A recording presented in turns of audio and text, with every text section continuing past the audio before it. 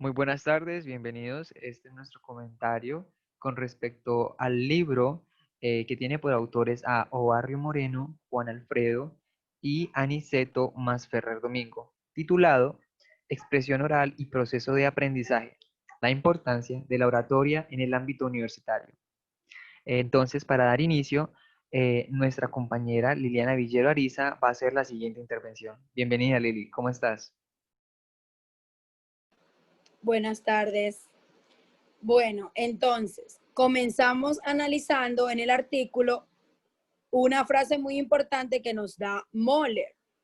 Entonces, en esta frase está claro que este autor Moller está de acuerdo con la premisa de que los jóvenes en la actualidad no quieren leer, no saben qué les impulsa a leer, le temen a los libros gigantescos y estos jóvenes no quieren ni pensar ni ser libres. Entonces, de allí la importancia de la duda que nos expone Moller.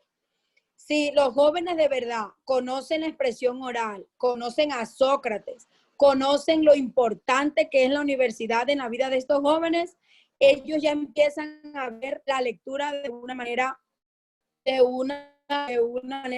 satisfacer sus necesidades. Sí, ellos van a ver la lectura como un producto de satisfacer sus necesidades momentáneas. Ok. También Alejandro Llano y Nussbaum, ellos enfatizan mucho en el arte de expresarnos correctamente, porque ellos critican mucho de que los jóvenes se inscriben en un curso para aprender expresión y solo los enseña a que ellos a que ellos en el curso deben de atrapar solo a los clientes ya. Uno ve o sea, ellos programan un curso de expresión y ellos no se preocupan si los jóvenes aprenden, si están aprendiendo, si les queda claro cómo expresarse. O si eres crítico o no. Sí, a ellos solo les preocupa que se inscriban 500 estudiantes y ganar dinero, y ganar dinero con eso solamente. Ellos también dicen que es una crisis mundial en materia de educación, estos cursos. Bueno, ahora vamos a mencionar lo que dice la autora Eliot.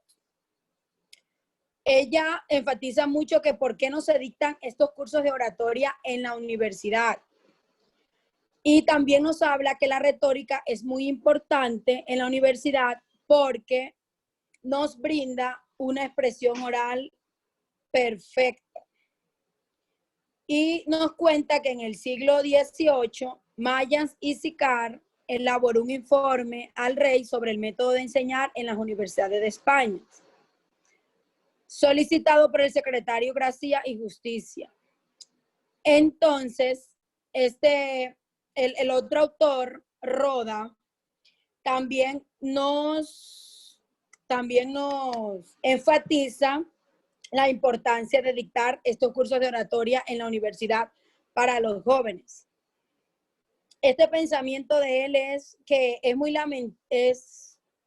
lamentable de que en España empieza a decaer a comienzos del siglo XX ese informe que le elaboraron al rey. Y también nos dice que las universidades deberían de trascender la información profesional y formar en saberes universales, culturales, científicos y éticos, con el compromiso de la sociedad. Y también en la universidad se ha perdido el pensamiento crítico, la reflexión sobre el aprendizaje del lenguaje, abandonan las fuentes del saber por la inmediatez de un aprobado. Porque los jóvenes abandonan todo eso, ellos solo piensan en aprobar las materias y en recibir el título. Entonces, Miguel nos evidencia esto, que la universidad debe de formarlo en pensamiento crítico, en saberes universales, culturales, científicos y éticos. Gracias. Hasta ahí mi intervención y traté con lo mejor posible que con mis propias palabras le quedara claro. Gracias. Muchas gracias, Lili, por tu intervención, muy útil y muy pertinente, gracias. Ahora vamos con nuestra compañera María José Carreño Villamizar, quien también nos tiene la siguiente interpretación con respecto al libro que pues ya mencionamos. Buenas tardes, María José, ¿cómo estás? Buenas tardes a todos. Bueno, según Human Humo, Ortega y Gasset, dice que pues sería una falsedad enseñar, ¿sí? Que la enseñanza universitaria sea solamente desde el profesionalismo y la investigación. Ellos mencionan que la enseñanza debería hacerse de una forma, o el aprendizaje debería hacerse de una forma holística, es decir, que los estudiantes tengan un aprendizaje significativo, ¿sí? Un aprendizaje que les sirva para toda la vida, y para ello necesitan el contexto y empaparse de los contextos en los que se encuentran inmersos. Y así, con esto, se puede lograr un aprendizaje integral. Por otro lado, podemos también encontrar que Ginger de los Ríos menciona en reformas de nuestras universidades, ¿sí? Él dice que las universidades actuales se han degradado y desvirtuado debido a que los no toman en cuenta sí, no toman en cuenta el punto de vista, ya sea de una forma argumentativa o expresar sus ideas referente a los estudiantes. Entonces, él menciona que cuando hay un silencio riguroso por parte de los estudiantes, normalmente no son estudiantes ni críticos ni argumentativos, ¿sí? No tienen suficientes bases para ellos poderse defender frente a una oratoria o frente a la expresión oral. Dentro de este mismo aspecto se menciona que Pitágoras, ¿sí? Tenía una característica durante sus encuentros educativos, y era que él no permitía que los alumnos pudieran participar de ninguna charla durante los primeros 4 años de aprendizaje, ¿sí? Lo que hace es que se opaque el estudiante, y el estudiante simplemente no tiene ningún tipo de participación frente a su aprendizaje como tal. Bueno, asimismo, Helves expresa que el primer elemento de la universidad siempre va a ser el estudiante, porque de ellos es que se imparte, o de ellos es donde se toma el aprendizaje, ¿sí? El estudiante es el que aplica o hace o lleva a la práctica todo lo que ha visto durante su carrera universitaria, durante sus posgrado o lo que sea que esté realizando en ese momento. Entonces, el estudiante lo que hace es, con todo ese conocimiento, llevarlo a la práctica. Por eso es un aprendizaje significativo, y menciona que el estudiante siempre va a ser lo primordial, o va a ser lo principal dentro del aprendizaje y dentro de la misma universidad. Bueno, las palabras nos permiten expresar las ideas que conforman nuestra cultura y nuestro ser, reflejado en Martin Herbert, de Camino al Hablado, donde las palabras es un medio para captar al ser. ¿Listo? Es importante que nosotros mencionemos que los estudiantes juegan el papel más importante dentro del aprendizaje, ¿sí? Porque el estudiante, y eso lo han mencionado todos los autores que yo he mencionado anteriormente, y es que los estudiantes son los que prácticamente imparten el conocimiento que nosotros les demos dentro de las universidades, ¿sí? Entonces, por eso es importante que no se haga única y exclusivamente académico, sino que ello se lleve también a la práctica, ¿sí? Y uno pueda, o los estudiantes tengan la oportunidad de sumergirse dentro de los contextos de dichos temas que se vayan a impartir, ¿sí? Y bueno, ya para terminar, dice que las fundaciones Universitas organizó un congreso, El arte de la palabra en público, que es muy importante, y la importancia de la oratoria en el ámbito universitario, ¿sí? Es importante que desde sus inicios se imparta la importancia de la oratoria y la importancia de la expresión oral dentro del ámbito universitario. Bueno, María José, muchísimas gracias por tu comentario.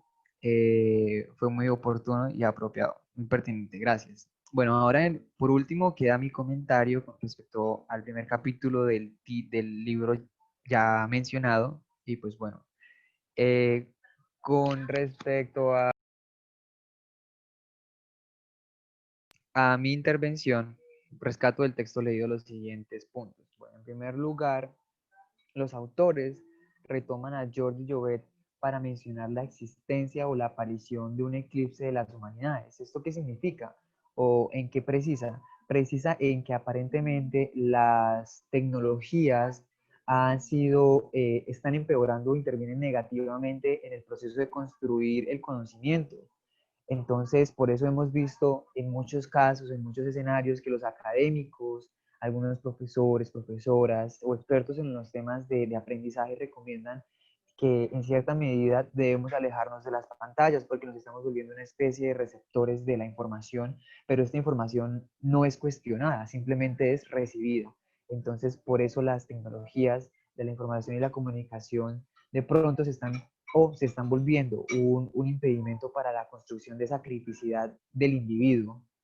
Bueno, en segundo lugar, los autores retoman o mencionan a Ortega y Gasset y mencionan o se habla de cómo el estudiante debe ser el eje de la actividad y de las enseñanzas, así como mencionaba mi compañera María José. De pronto lo que sucede es que en muchos escenarios, en muchos contextos, los currículums no son acordes a lo siguiente, a ver al estudiante como el eje central de la clase, es decir, el profesor es el que habla el 90% del tiempo y el estudiante, si al caso, tiene 10% del tiempo para intervenir.